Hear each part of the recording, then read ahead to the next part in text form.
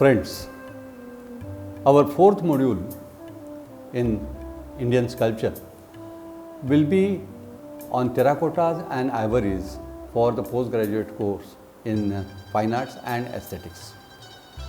Terracottas and ivories are popularly known as minor antiquities.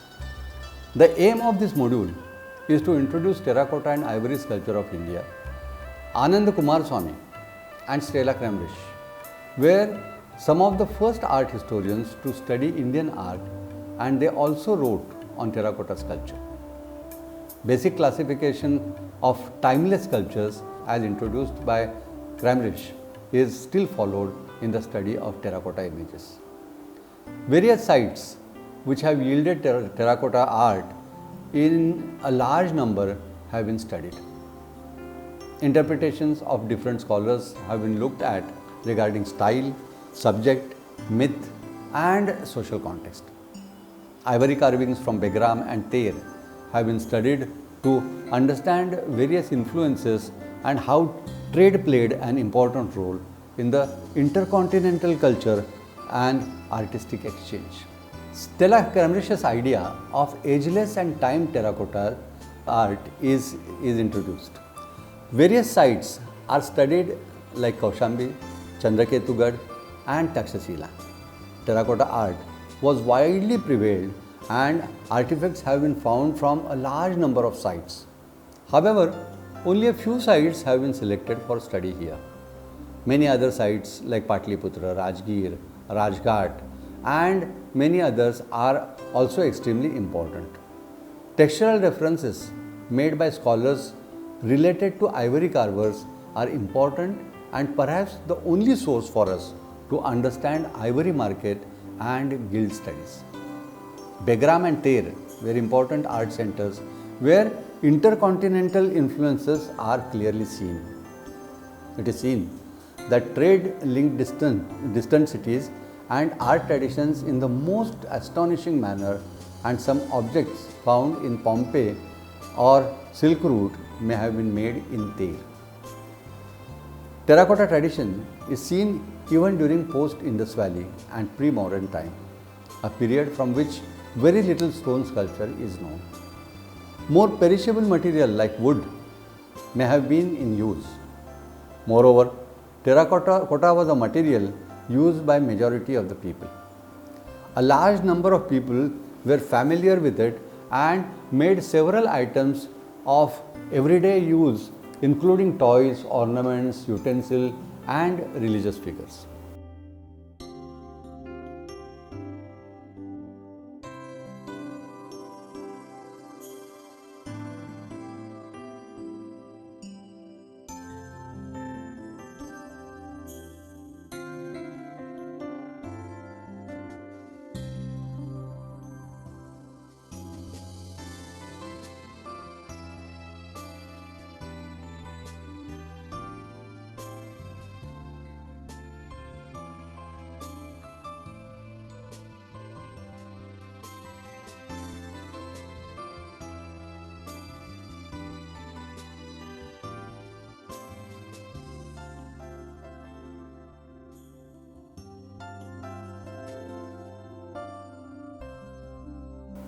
Female goddesses, Mithuna couples, animals, cards, toys, plaques, human heads are the most common themes made in this medium and are found from almost every site. Thus, people's creativity found expression in this medium. There has been no break in the use of terracotta from the earliest time till now. Hand modeling and molding techniques both are seen being practiced together since early times. Also, there was very little change in their technology over the centuries.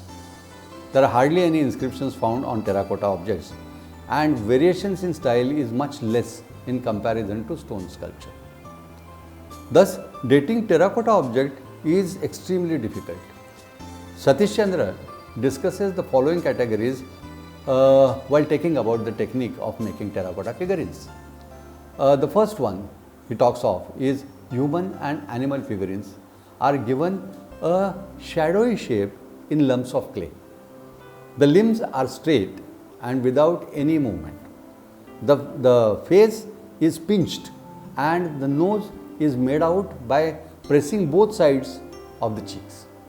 The eyes and mouths are either marked by incised lines or are applied ones. In some figurines, eyes and mouth are not indicated at all. Secondly, second stage model figurines continue, but the faces are still pressed out of the molds. The jewelry and the headdress is elaborate and applied. The hands and the legs have pointed ends. As usual, the breasts are very prominent and the hips are pretty wide. In the third stage, we find completely molded pieces.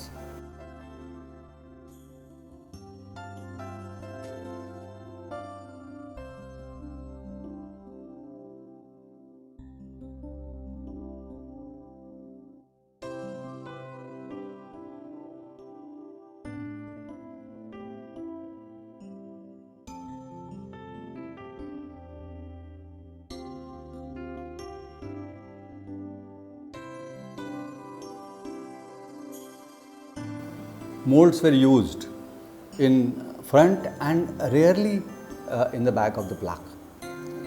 The gradation depended mainly upon the thickness of the relief.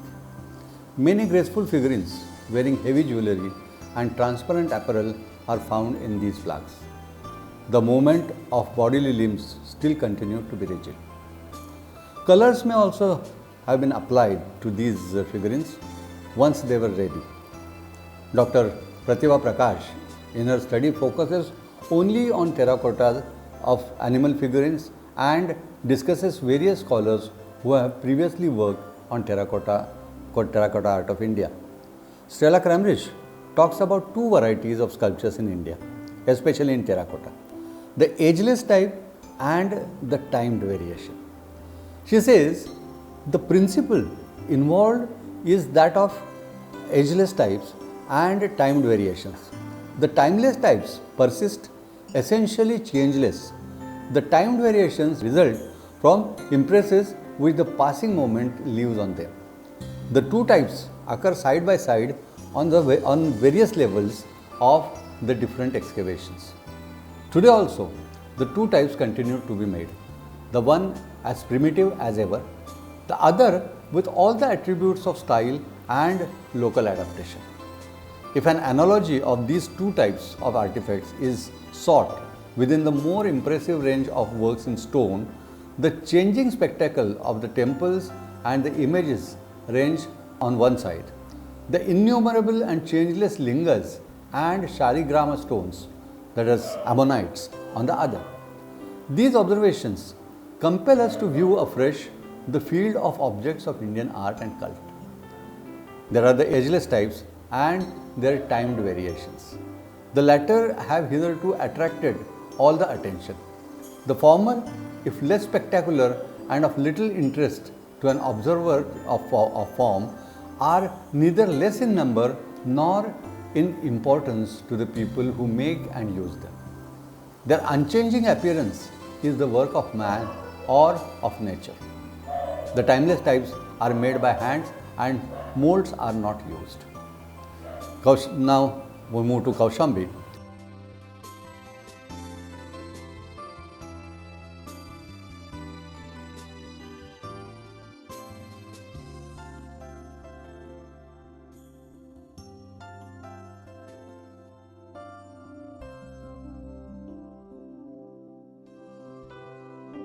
Most of the terracotta pieces found from Kaushambi were surface finds, and around 4,000 of them are with Allahabad Museum.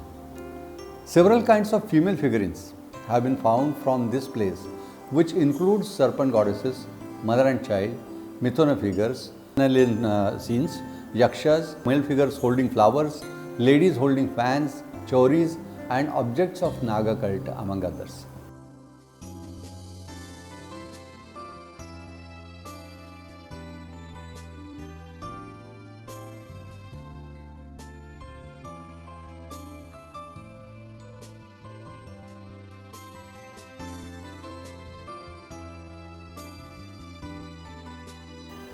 In Ahichatra, which lies in Bareilly district of Uttar Pradesh, this place is also mentioned in ancient text and on a clay scaling of Gupta period, which reads Sri Ahichatra Bhuktau Kumaramatyadhikaranasya, of the office of the Kumaramatya in the division of Ahichatra.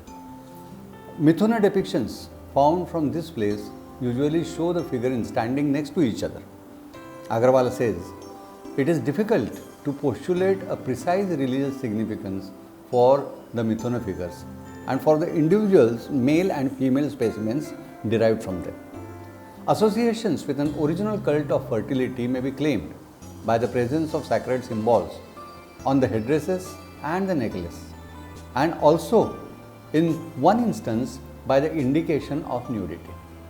At best, they seem to be related to the ideal man and woman figures represented at Sanchi as forming part of the repertoire of the idyllic land of Uttarakuru, where Mithuna pairs endowed with external youth and beauty are born from wish-fulfilling trees, that is Kalpavruksha, and spend their lives in continuous pleasure. In the most expressive specimens, the male figures hold a lute and woman embraces him with her right hand and has her left hand placed akimbo. Many nude dwarfs or Vamanakas have been found. Votive tanks are also very common. According to Agrawala, they may suggest Parthian or Indo-Parthian analogues. Similar pieces have been found at Sirkap, that is Takshashila. A typical shrine made of terracotta consists of a walled enclosure with lamps at the four corners, and a female figurine is placed in the enclosure. Birds are seen on the walls. Images of Vishnu, Ganesha, Shiva Parvati, Surya and Mahishamardini are found in the medium as well. Naga figures are found in abundance. In Takshashila, among the thousands of objects in different materials that came to light were terracotta figurines and plaques, mostly fashioned from red clay. They are of various degrees of sophistication, either handmade or produced from molds, and reflects a wide range of influence. The most common example is what Marshall describes as the primitive mother goddess, a timeless, undifferentiated idol whose ancestry can be traced to prehistoric times and whose basic form continued unchanged regardless of who was in power. It is usually crudely modeled in the round with flattened body, short lateral stumps from arms and a tapering section from the legs. Often elongated, the head with pinched features, applied pellets for breasts and eyes, sometimes with stripped crossbands and plates of hair applied or incised down the back. Figurines of this type were found throughout the stratified level of Bihar and Sirkap and at Charsada in excavation conducted by Sir Mortimer Wheeler, but differ from contemporary examples found at Mathura, Ahichatra and Kaushambi, where the legs are separated. As inexpensive items of worship, they would have been found in the most modest household shrine. These idols may also have been placed in ritual tanks, which too have been found from this place. Terracotta images from Northwest have been discussed in details by John Sudmak in his article. He looks at various possible influences and talks about Mauryan occupation of Takshila and how that seemed to have influenced the art. Chandrakoitugad, which is one more center, lies on the dried up course of river Vidyadhari in West Bengal. Terracotta images found from this place can be dated to Mauryan period onwards. This site seems to have been extremely active till Kushana period. Features of Hellenistic art have been observed in many pieces from here. Ashok K. Bhattacharya writes about terracotta art of Bengal and mentions easily comparable to the terracottas of the same period unearthed at Bulandibagh and Patna proper. They clearly exhibit the characteristics of Hellenistic art. The realistic treatment of human forms and the lively interest in such diverse secular themes as dancing girls and smiling boys and girls are indicative of the style that developed in the Greek world from the later part of 4th century BCE. Depictions include gods, goddesses, yakshas, yakshinis, kinnaras, apsaras, gandharvas, figures on wheels and narrative scenes. Several pieces have been described by him in his article. One piece has been interpreted as the depiction of a city dweller, Nagarika, who is seen as a well-dressed man with earrings, garlands and bangles in reminiscent of Nagarikas in Bhasa's plays. In Pavaya or ancient Padmavati, the site will be discussed in detail in the modules on Gupta art. It plays a vital role in the emergence of the Gupta style of sculpture. Coins and inscription act as major source of information about this site. Along with Kantipuri and Mathura, Pavaya was one of the major centers of Naga rule in the post-Kushana period. Sanskrit poet Bhavabhuti describes the location of this place in his play Malati Madhav. Malati, the lady protagonist of the play, is an expert in the study of logic and is the daughter of an unidentified Naga king of Padmavati. Many terracotta fragments from here are with Gwalior Archaeological Museum. Rekha Morris discusses a lintel from here which represents Kartikeya with 12 arms. None of these arms have any weapon in them. There are 6 figures around the central image. Rekha Morris interprets them to be the 6 Rishi wives connected to Kartikeya myth. Rekha Morris elaborates the myth thus: although there are several accounts of birth of Kartikeya, the 6 female attendants may be interpreted on the basis of the account in the Mahabharata. In this account, while participating in a yajna, Agni, on seeing the wives of the rishis, was overcome with desire. Distressed not by his lust, but his inability to satisfy it, Agni gave up his corporeal form and retired to the forest. Swaha, who had been in love with Agni for her youth, discovered the source of his discomfiture and seized the opportunity to satisfy both his desire and her own. She presented herself to Agni not once but 6 times, each time in the guise of one of the wives of 6 of the rishis. The only one that Swaha could not impersonate was the wife of the 7th rishi, Vasishtha, that is Arundhati, renowned for her asceticism and devotion to her husband. The 6 seeds resulting from these 6 amorous encounters with Agni created Skanda, Kumara or Kartikeya, who was born with 6 heads and 12 arms. The 6 wives too were justly repudiated by their husband entered Kartikeya to raise them from their unfair degradation. Kartikeya granted their wish by transforming them into stars known as Kritikas or the Pleiades. She thus interprets the 6 female images in the sculpture as the Rishi Patnis, which have been interpreted differently by other scholars in the past. She also discusses various isolated terracotta heads, torsos and panels in her writings. Samir Kumar Mukherjee, while discussing Kushana terracottas of Gangetic Valley, mentions several gods and goddesses that have been depicted: Shiva, Mahishasuramardiनी, Surya, Vishnu, Lajja Gauri, Saptamatrika, Buddha, Bodhisattva, Naginis, Yaksha, Yakshis, etc.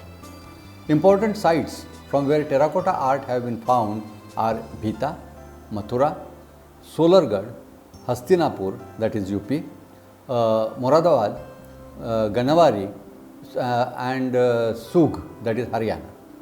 Naman Ahuja, while discussing various sites which have yielded significant terracotta art, describes few images from private collections which probably belong to northern India and may be dated to to post-Mauryan or Shunga period.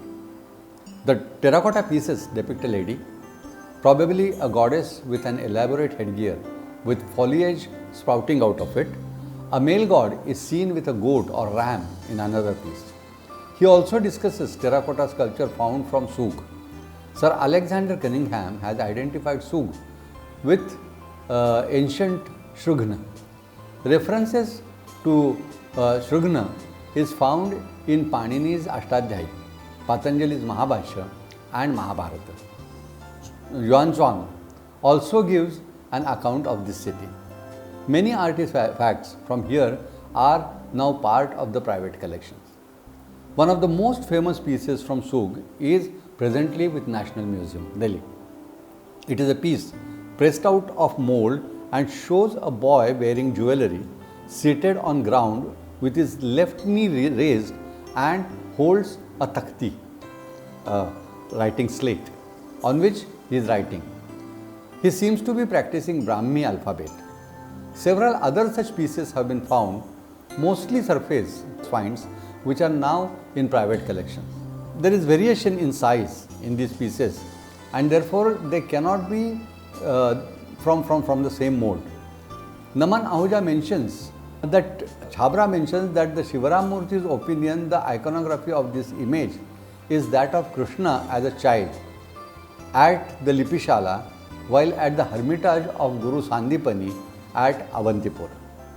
This attribution rests on the identification of the small floral motif on the base of image with symbols usually seen in the later manifestation of Vishnu.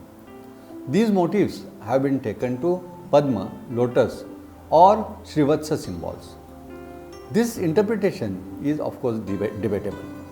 A piece excavated from Sug shows a man with a potbelly and thickly pleated robes.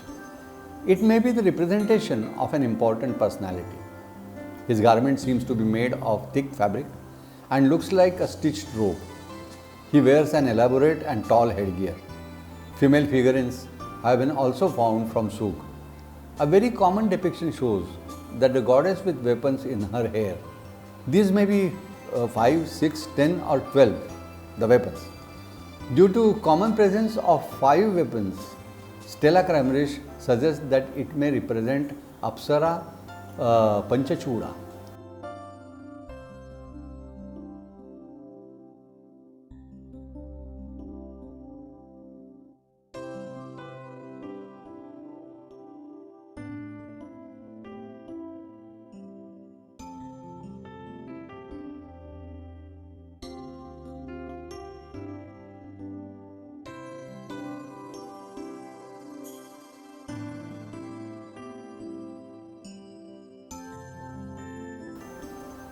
The ivory carvings, unfortunately, are not found from ancient times in the Indian subcontinent. Also, very little is known about the carvers, where they lived and how they worked. Few textual references which have been discussed by scholars are mentioned here. The most famous of these is the inscription of Sanchi Stupa, which mentions that carvings have been done by ivory carvers of Vidisha. Sanjot Mehendale discusses one reference in his article. The Ramayana, the ancient Indian epic, also mentions that both ivory carvers, Dantakaraha, and ivory traders, Danta Pajivinaha, were organized into guilds. Furthermore, there is also ample evidence that ivory carvers were localized in urban districts. The Shilavanga Jataka, for example, the story of the Buddha's past in which he was born as an elephant of his generosity betrayed by a greedy man, mentions the ivory carver's bazaar, that is Dantakara Vithi in Banaras, and the sign of artisans working on ivory in different shapes and forms. The description of such a specific bazaar with different types of ivory works going on in it in one place seem to indicate that the ivory carvers gathered together in a particular part of the city and that the work was significantly organized. In the same story, of Sheelavanaga Jataka, a forester inquires of the ivory carvers whether they would be interested in buying the tusk of a live elephant.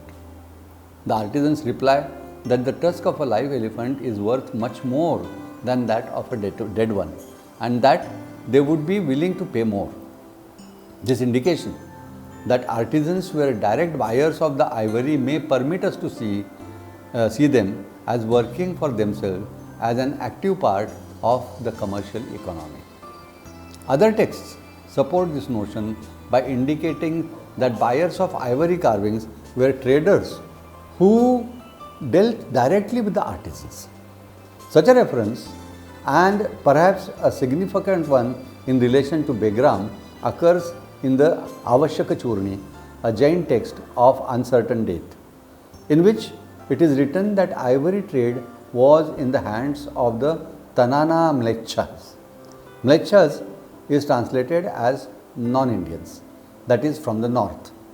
This suggests to J.C. Jain that at least at the time of this particular text, some ivory trade may have been in the hands of people from the northwest.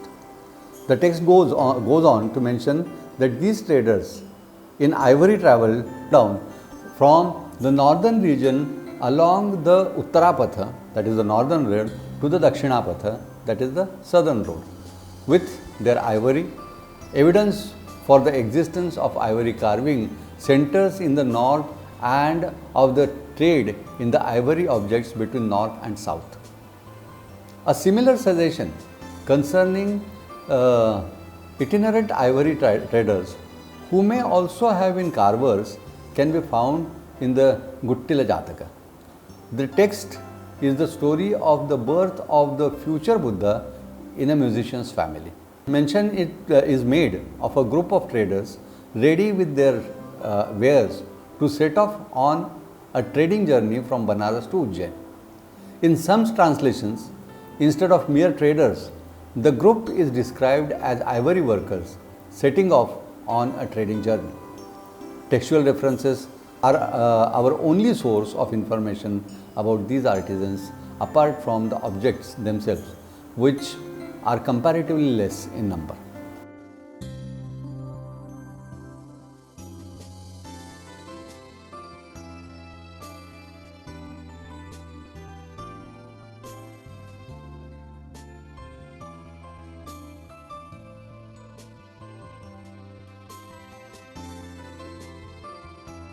Now, Begram.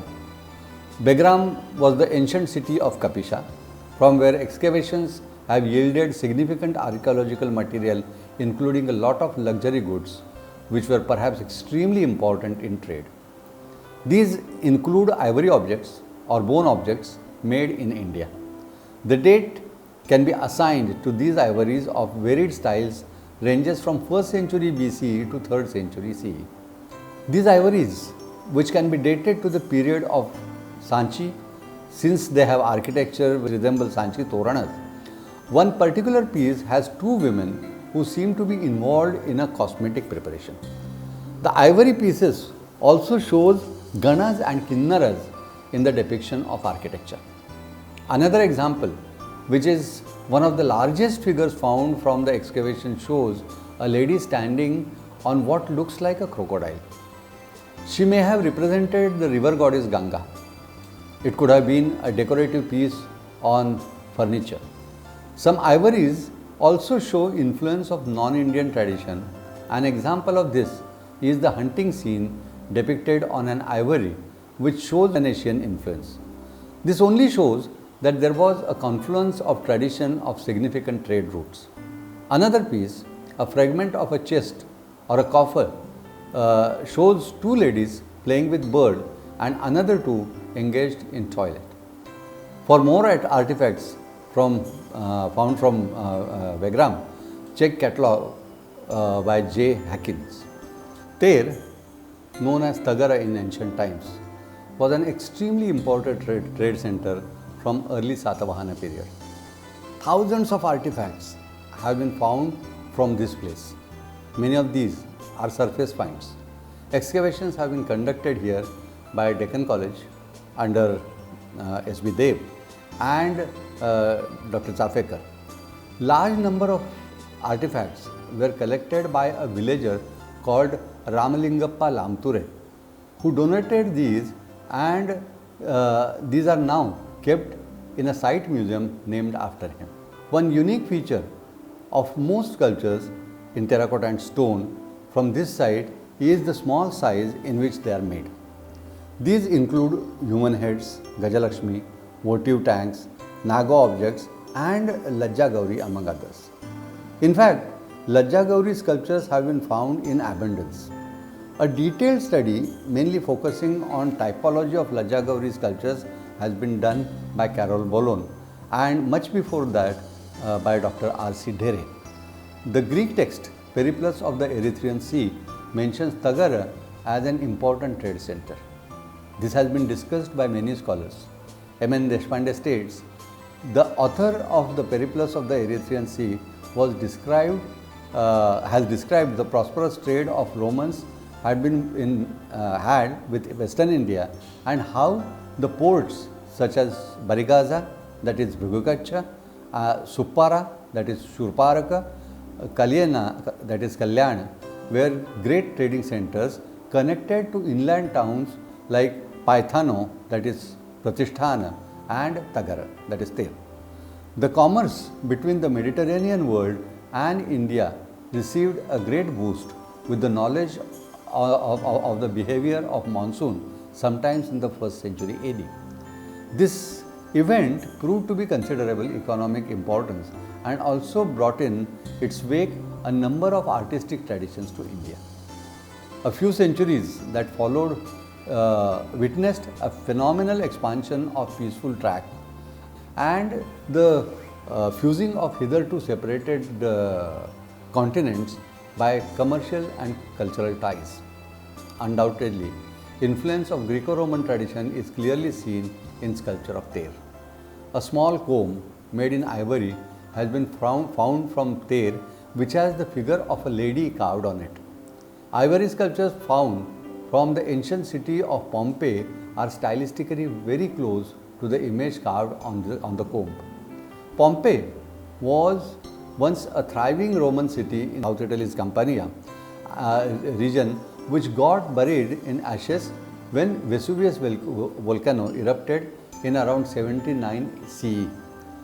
The stylistic affinity of sculptures from this place and Ter show that trade contacts were well established. The small size of the sculptures itself may suggest more than one influence. Ter was active till 10th 11th century AD, and artifacts from later periods have been found as well. Trade may also have linked Ter to Silk Route, though northern and southern trade routes has been mentioned before.